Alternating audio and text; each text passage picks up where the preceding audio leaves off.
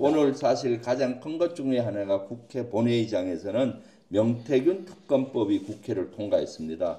자고 일어나면은 명태균 게이트의 의혹들이 눈덩이처럼 커지고 최근에는 뭐 여러 가지들이 했는데 결국 명태균 특검법이 오늘 통과가 됐었고요. 국민의힘에서는 거의 다 했는데 한 명 보니까 김상욱 의원은 유일하게 찬성을 했더라고요. 네. 명태균 특검법 통과 의미 네. 자, 뭡니까? 일단 통과 의미 말씀드리기 전에 재밌는 걸 하나를 말씀드려야 될 것 같습니다. 말씀해 주세요. 제가 또 말씀드려야 될 것 같은 네, 건데 이게 오늘 찬성이 182표, 네, 반대가 91표, 네, 91표. 특이하게 기권이 한 표 있었습니다. 네. 그 기권이 혹시 누군지 아십니까? 이거를 말씀드리려고 제가 지금 얘기하는 거예요. 그 한동훈이 아니겠습니까? 아닙니다. 이 기권이 어이없게도 추미애 의원님이셨어요.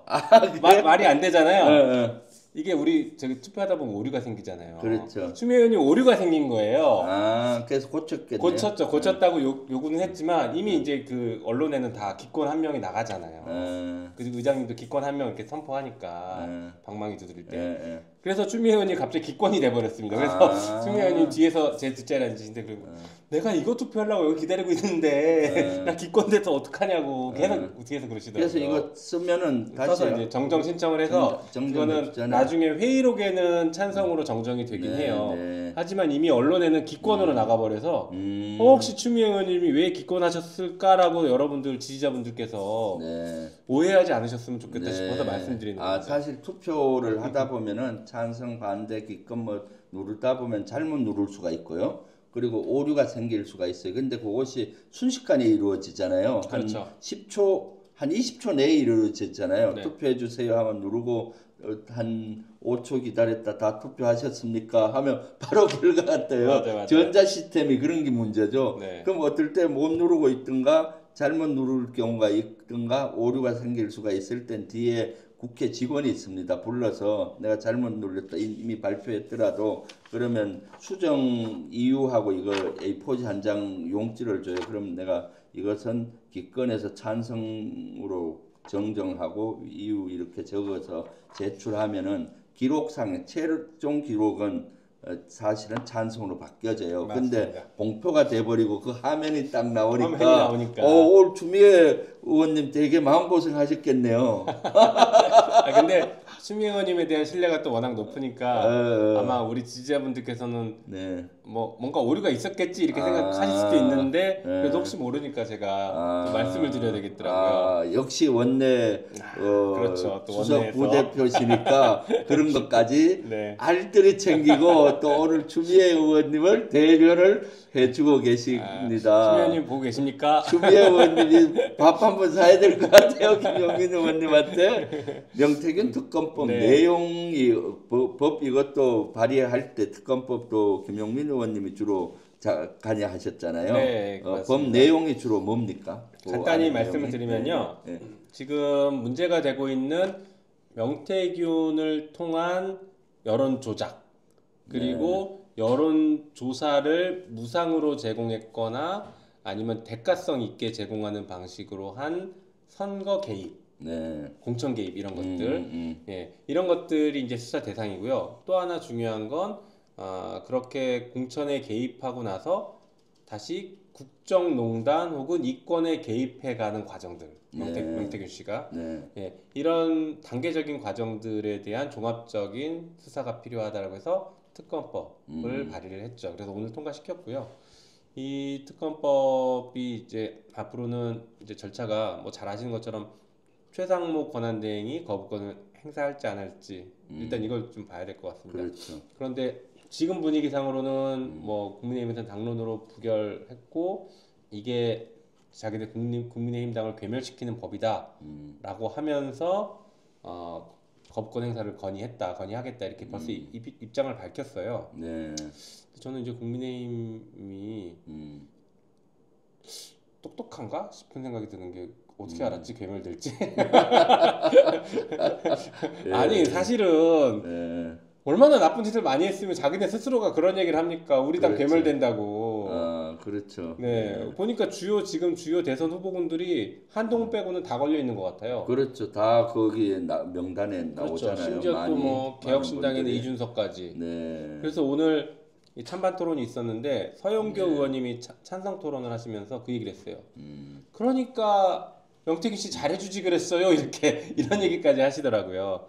하여튼 이 상황은 명태균 씨가 그동안 국민의힘에서 치렀던 여러 가지 선거, 지방선거, 총선, 대선 이 네. 선거에서 굉장히 크게 관여를 하면서 네. 때로는 여론을 조작하고 때로는 무상으로 여론조사를 제공하고 하면서 크게 작게 개입을 해왔던 거죠. 그리고 공천에까지 관여했던 이런 것들이 이제 밝혀지고 있는데 그리고 본인 입으로도 스스로 이제 인정하고 폭로하기 시작했고요. 네. 그런데 검찰이 수사를 안 합니다. 검찰이 작년 11월 4일 날 수사 보고서를 작성하죠. 김건희와 명태균의 수많은 그렇죠. 카톡 내용들 이런 거 보고 그런데도 수사가 안 돼요. 그리고 작년 11월 14일인가 이때쯤에 수사 보고가 하나 또 있습니다. 그 수사 보고는 되게 특이하게도 검사 8명이 작성을 해요. 네. 원래 수사 보고라는 게 수사관이 네. 수사하다 보니까 이런 게 확인됐습니다라고 검사한테 보고하는 문건이에요. 그렇죠. 그래서 수사 보고거든요. 네. 검사가 보고를 받는 사람입니다.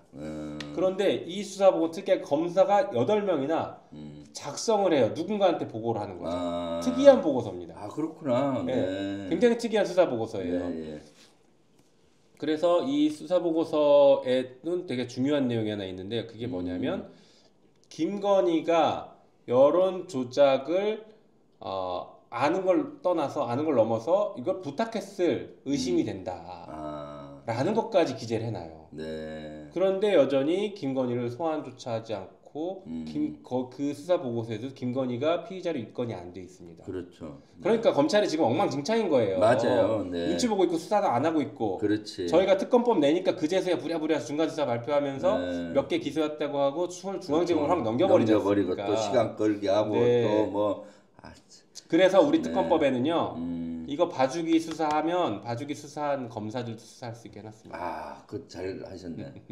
네. 그래서 사실 김용민 의원께서 21대에 그렇게 검찰개혁 외쳤는데 네. 그것이 제대로 못 됐죠. 그때만 해도 막 김용민 의원 나서서 선두에서 검찰개혁 해야 된다고 그렇게 얘기했을 때 많은 의원님들이 야, 역풍분단 맞아요. 그만해라.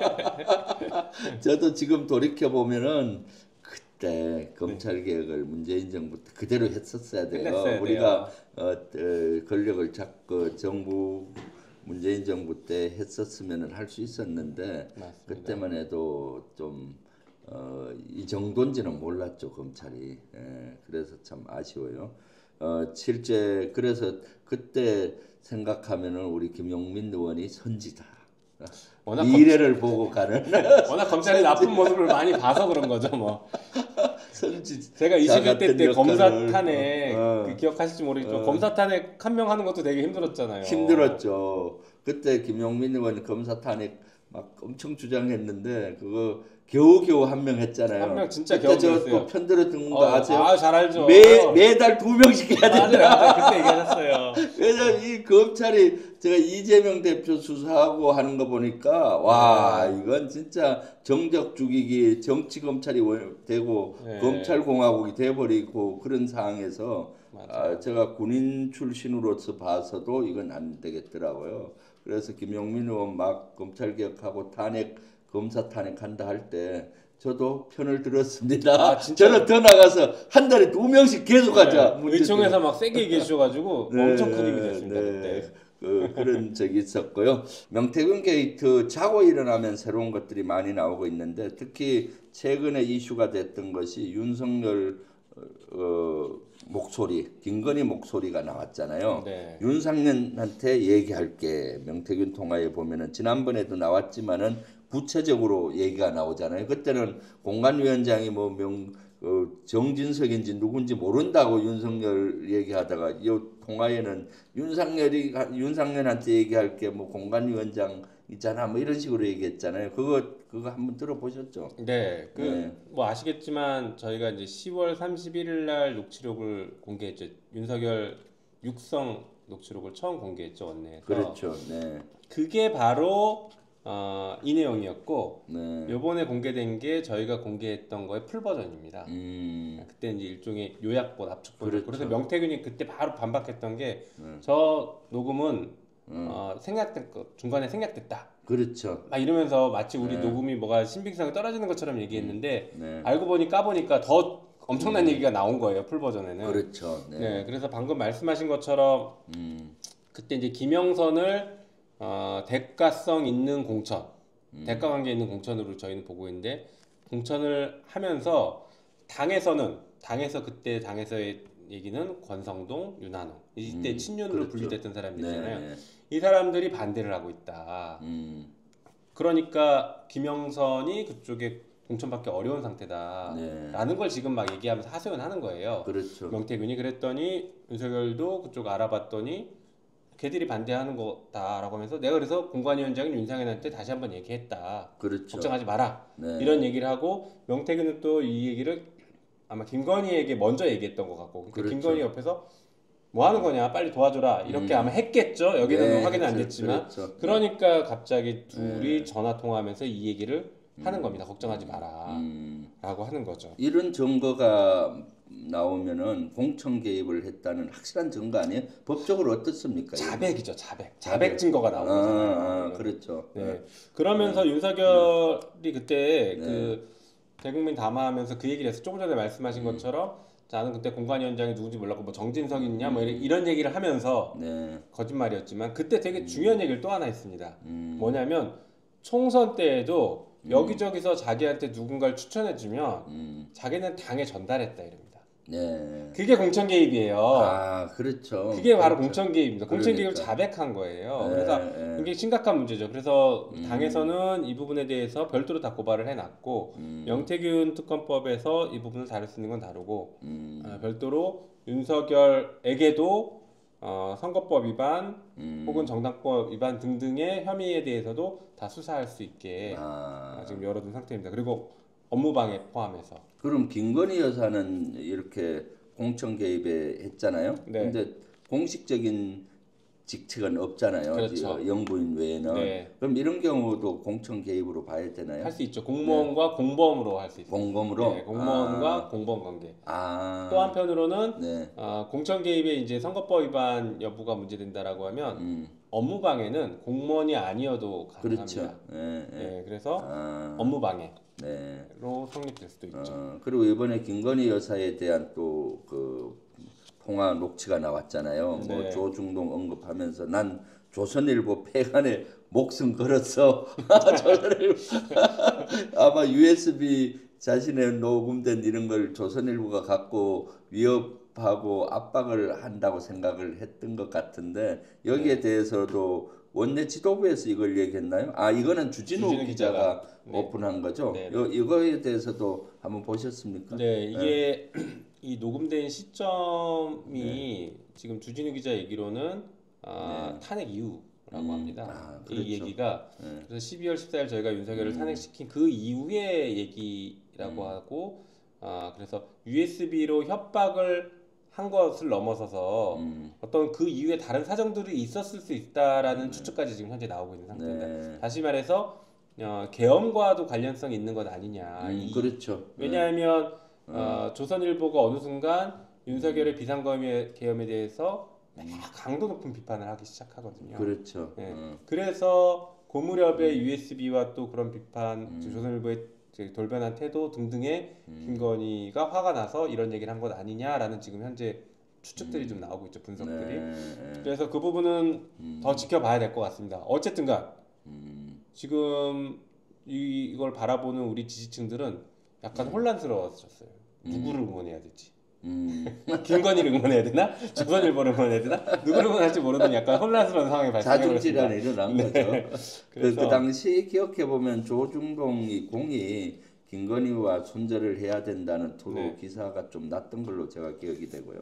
그 중에 아마 동아일보가 제일 세게 썼던 걸로 기억이 되는데 조선일보 폐간에 목숨 걸었어 하면은 믿었는데 USB 갖고 장난치는 거 아닌가 이런 두려움이 많아서 그렇지 않을까 제가 추측할 수 있을 것 같아요. 맞아요. 저도 그거는 충분히 그럴 수 있을 것 같아요. 그리고 한편으로는 조선일보의 태도를 그러니까 이 조선일보가 가지고 있는 이 사회에 대한 생각 그걸 단면을 좀 봐야 되는데 예전에 장자연 사건이라고 있었어요. 기억하실지 모르겠지만 그때 장자연 사건 때 경찰이 장자연 사건은 조선일보 사주가 뭐 성접대를 받았다라는 의혹이 있었던 사건이잖아요. 그래서 그 사건을 수사하는 경찰에 대해서 조선일보 기자가 가서 우리는 정권도 바꿀 수 있다라고 압박을 했다라는 게 폭로가 된 적이 있죠. 아, 그렇죠. 네. 물론 그 진위 여부는 확인이 안 됐습니다.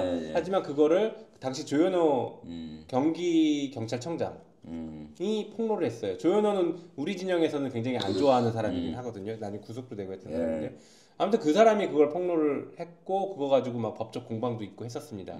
다시 말해서 조선일보가 실제 그렇게 생각하고 있고 그런 말을 했다라고 하면 이쪽은 자기들이 정권을 세울 수도 있고 몰락시킬 수도 있다라고 생각하고 있는 것 같아요. 실제로 박근혜 탄핵에 도화선을 당겼던 것들을 보도했던 것들은 조선일보였습니다. TV조선이에요, TV조선. 아, 네. 예, 아시겠지만 고영태가 그렇죠. 뭐 이제 뭐 여러 가지 CCTV나 뭐 이런 것들 이것저것 폭로하기 시작하면서 했던 게 TV조선입니다. 아, 그래서 박근혜 정권의 몰락의 시작을 TV조선이 했다. 물론 정점을 찍은 건 JTBC이긴 했지만 그래서 이 조선일보의 생각 안에는 충분히 그런 생각을 가지고 있을 수도 있다라고 봅니다. 박근혜 정권을 실제 무너뜨렸던 단초를 제공했으니까.